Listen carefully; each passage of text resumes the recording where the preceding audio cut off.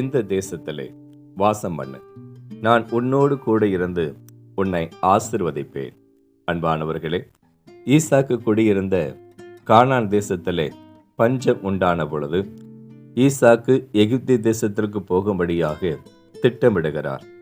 கர்த்தர் ஈசாக்குக்கு தரிசனத்திலே தோன்றி, நீ எகிப்து தேசத்திற்கு போகாமல் நான் உனக்கு காண்பிக்கும் தேசத்திலே வாசம் பண்ணு, நான் உன்னோடு கூட இருந்து உன்னை ஆசிர்வதிப்பேன் என்று சொன்ன பொழுது ஈசாக்கு கர்த்தருடைய வார்த்தைக்கு கீழ்ப்படிந்து அவர் சொன்ன அந்த தேசத்திலே வாசம் பண்ணி அங்கே விதை விதைத்த பொழுது கர்த்தர் அவரை ஆசிர்வதித்ததினாலே அந்த வருஷத்திலே ஈசாக்கு 100 மடங்கு பலனடைந்தார்.